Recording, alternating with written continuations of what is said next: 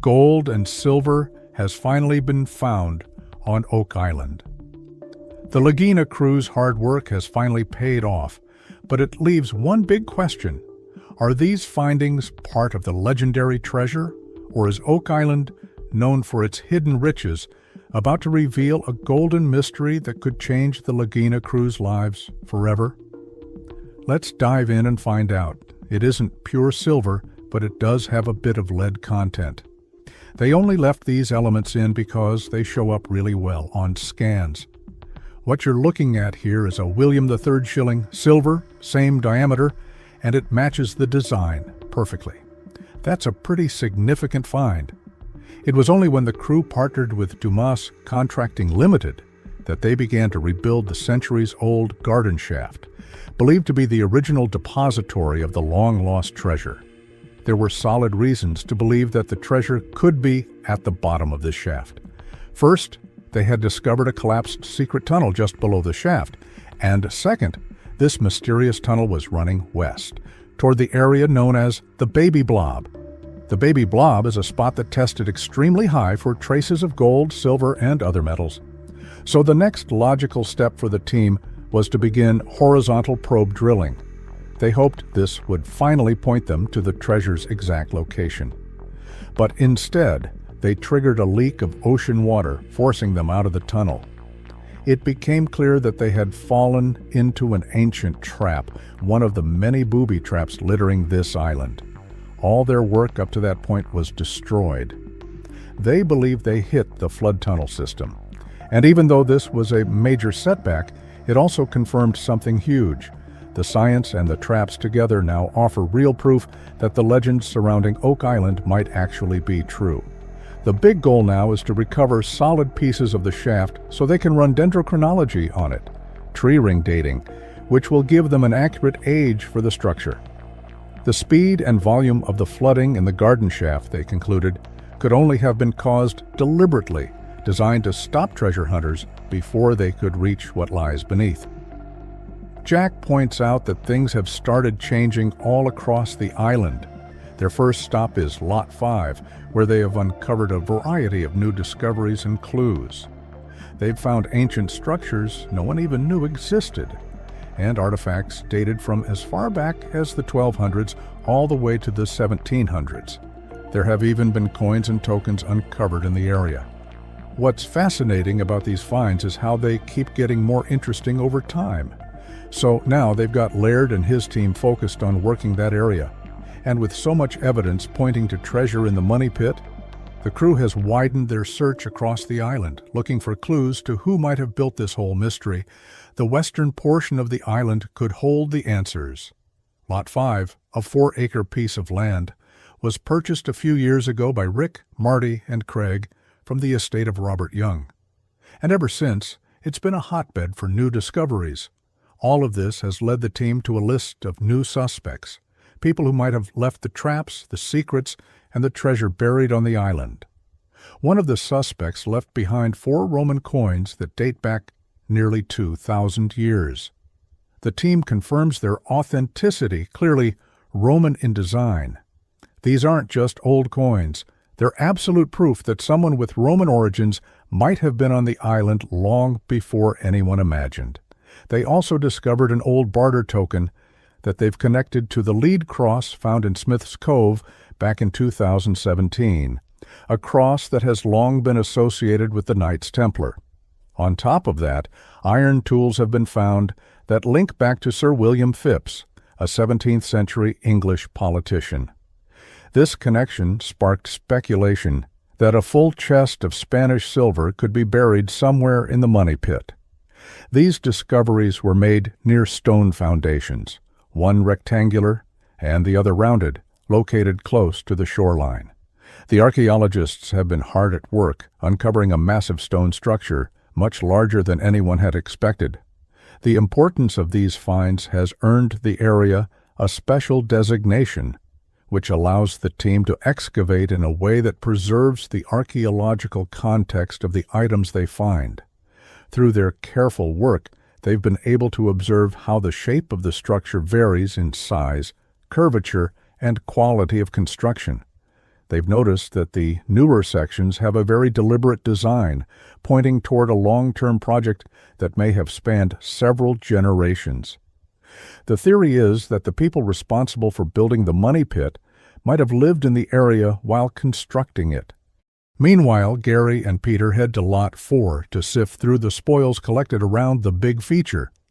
Their plan involves using metal detectors to comb through more than 10 tons of material gathered from the shoreline of Lot 5. What they find is a collection of items spanning centuries, among them a 14th century barter token, 17th century tools, and materials that match substances discovered 100 feet deep inside the money pit. Some of these materials also match findings from a site in Locust Coney, which had been linked to an 800-year-old cross. Gary and Peter are determined to find something that can pinpoint when this mysterious structure was built and why it exists. After some careful searching, Gary finds a cut coin. If it turns out to be a Spanish coin, it could be made of silver. Gary examines it closely, noting that the cut is clean and intentional, exactly how coins were split in the past to make change. This could potentially be a Spanish treasure coin. Back in the 18th century, European nations like Spain, England, and France were busy colonizing new lands and creating trade routes across the Americas. During that time, both the military and pirates were known to cut coins to pay their crews. This discovery might point directly to that era, and possibly to treasure. Knowing how significant this could be, Gary and Peter take the coin to the Oak Island lab. There, the Lagina brothers, Rick and Marty, are joined by Jack, Laird, and Emma to study the find. Laird confirms right away that it's a cut coin. Jack notices that it's been quartered, while Emma prepares to run a CT scan to reveal more details. They use a SkyScan CT scanner to X-ray and magnify the coin into a three-dimensional model. The initial scan only shows surface-level details, but a longer scan promises to reveal much more. While they wait, the team decides to continue scanning the area for additional finds. Soon after, Rick gathers the team for a meeting. Marty and Craig join them via video conference. The report on the silver coin has come in, and everyone is eager to hear what it reveals. Emma explains that the detailed scan revealed faint engravings on one side of the coin, and the XRF map scan showed that the silver coin contains some lead. The XRF scanner uses beams of X-rays to detect elements by highlighting them in different colors on the object's surface.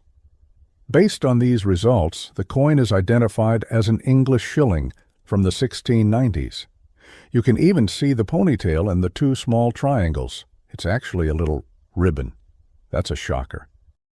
The engraving marked GV, and the design details on both sides match the markings found on a William III shilling. It also shares the same silver composition and diameter.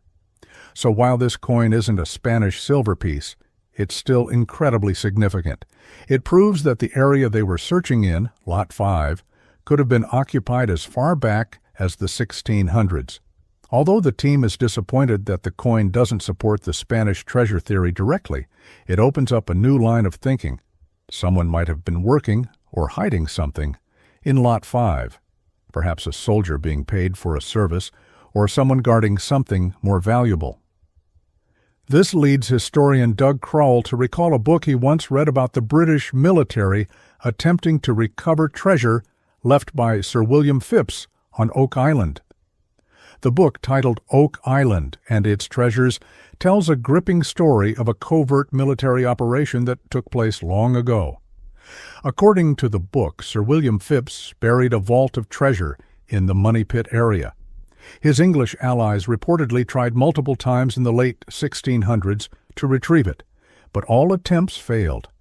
If Doug is right, then this English shilling might be more than just a coin. It could be a link to those long-forgotten recovery missions. It could mean that the English military was, in fact, on Oak Island, trying to retrieve the very treasure the crew is now chasing. Combine that with the gold and silver particles found during water testing on the island, and the puzzle pieces start to align. The clues are stacking up, and they all seem to suggest the treasure is still here, buried deep, hidden well, but waiting to be found. This discovery has raised the stakes for the Oak Island crew. Their work in Lot 5 now feels more crucial than ever. Each piece of evidence brings them one step closer to solving the centuries-old mystery, and for the first time, there's a real sense that they are closer to answers than ever before. Could this finally lead them to the treasure? All the clues suggest something huge lies beneath this island. Rick Lagina has finally found a breakthrough on the mysteries of the infamous Oak Island. The team has just uncovered something so bizarre that it proves gold is truly here on this island. But did they actually find a hidden chest containing a map to the real treasure? That's the big question, and what follows might just have the answer. Craig Tester, Steve Guptill, Alex Lagina, and the rest of the crew gather to launch their latest large-scale excavation. Their goal is to uncover what they believe to be the second shaft, buried over 100 feet deep and built during the early 18th century. It's believed this shaft lies just a few feet southeast of the original money pit. To investigate this possibility, they begin digging into what is considered to be the first ever searcher shaft on Oak Island. Their primary aim is to extract samples of the wooden structure for dendrochronology testing, which will allow them to determine the exact year the tree used to build the shaft was cut down. According to Craig, if anything can tie them directly back to the original money pit, it would be Shaft 2. The rings within the wood will reveal its age. If they can match the date to around 1805, they'll not only confirm the shaft's identity, but also get closer to the source of the precious metals they've been detecting in the area. As they excavate, they pull out a large piece of wood that they suspect might have belonged to one of the long structural walls. The question is, does it really belong to Shaft 2? Rick explains how critical the second shaft is. It's like their holy grail. If confirmed, it brings them closer than ever to locating the money pit. The wood they retrieve is rounded and thick. Craig notes that it appears to be from the outer section of the tree, which would be perfect for dating. They collect several wood samples just as Marty Lagina arrives on site. Using a mirror to reflect sunlight into the shaft, they get a better look inside. Marty is amazed at the level of engineering and hard labor the early searchers accomplished using such primitive tools, and how today's team needs to think just as creatively to finally solve the mystery. As Gary uses his metal detector to scan a fresh scoop of earth, he picks up a signal. Inside the dirt, he finds a well-preserved rose head spike.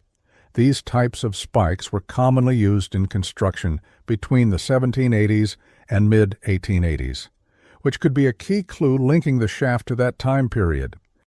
They also spot numerous wooden boards lining the pit. Some beams are removed for examination. Rick observes a mix of old wood, some of which matches the period during which the second shaft was likely built. If they can confirm the wood dates to the early 1800s, they may have just uncovered the first true discovery shaft on Oak Island, an incredible milestone. The excavation is challenging. The operator of the excavator is working with no direct visibility, guided only by Scott's instructions as he scrapes along the shaft walls, hoping to retrieve more wood samples. At one point, a promising sample slips from the bucket and disappears into the water below. But despite this setback, Billy, the excavator operator, succeeds in pulling out a massive wooden beam. Gary immediately tests the beam for traces of metal using his detector. When there's no signal, it's actually a good sign. It suggests an older style of construction, likely built before the use of metal fasteners became widespread. This might be the first searcher shaft ever found on Oak Island. At least, the first they know of for sure. The next question is whether someone reconstructed the top portion of Shaft 2 after it was originally built in 1805. If so, this might be the final clue they need to pinpoint the original money pit. This entire area has now become a landmark in their search. This operation has been an incredible success. Back at the Oak Island Research Center, Marty Lagina meets with members of the drilling team to align their strategies moving forward. Marty emphasizes how his attention has been fixed on the metals previously detected in the island's water. A few weeks earlier, scientists had analyzed samples and identified a specific area that continued to show high concentrations of metals like copper, lead, zinc, and tin. Their focus narrows on a roughly 2,500 square foot section referred to as the P area. Within this, Dr. Michelle and the team have identified a subsection they've dubbed the Golden Egg. This part consistently shows the most promising levels of metallic activity, and Marty is convinced it's where their attention should be focused. They decide this is the ideal spot to begin a new round of well drilling, hoping to uncover deeper clues as to what lies beneath. The following morning, the team gathers on site, prepared to begin their latest round of drilling in the Golden Egg Zone. As the drilling progresses, they begin to see evidence that something unusual might be below. At nearly 100 feet deep, Mike from Choice Drilling pulls up a core sample.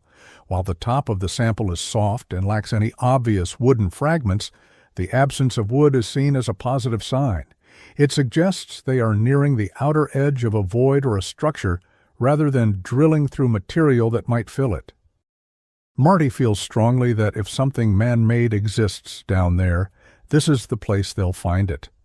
Peter proposes that they collect water samples from the borehole for further metal analysis. They agree, and Dr. Spooner is called in to assist with the testing. Later that same afternoon, Marty returns to the site after hearing they've made notable progress at the EN13 borehole within the Golden Egg. Just days prior, the team believed they were close to piercing a man-made structure at around the 100-foot mark. This new sample is pulled from a neighboring area beneath a yellow cone marker and is compared to the one from EN13. What grabs everyone's attention are loud, unexpected booms that erupted from the borehole, lasting for over 30 seconds. These booming sounds lead to a new theory. They might have drilled near a large cavity. The sudden release of pressure and sound could mean they've broken through into an open space underground, or that a part of the structure is collapsing. Dr. Spooner suggests there is likely a significant void beneath them. To further support this doctor, Spooner collects a water sample that appears noticeably darker and yellow-tinted in the sunlight. He notes that this kind of water coloration often occurs when it flows near large amounts of buried wood, releasing organic matter and metallic traces. The signs are stacking up. This development excites Rick Lagina. The possibility of an underground collapse paired with discolored water and resonant booms strongly suggests they might be looking at a hidden chamber. All the evidence points to the movement of water through a tunnel or shaft, key information in determining where these metallic traces are originating from. It seems the crew may be closing in on one of Oak Island's biggest secrets. They hope their next drilling spot will reveal even more. And as if the island wanted to keep the momentum going, the very next day brings another fascinating discovery. A Roman coin. This isn't the first, and the team is beginning to see a pattern. These coins could potentially be connected to Viking descendants, an angle that suddenly opens up new historical corridors. The resident historian explains the potential link. The Norse reached Iceland and Greenland well before 1021 AD. From there, Newfoundland is just a short journey west, about 600 miles northeast of Oak Island. That geographic proximity makes it plausible that explorers, tradesmen, or even treasure carriers from the Norse world may have reached Oak Island far earlier than most records suggest.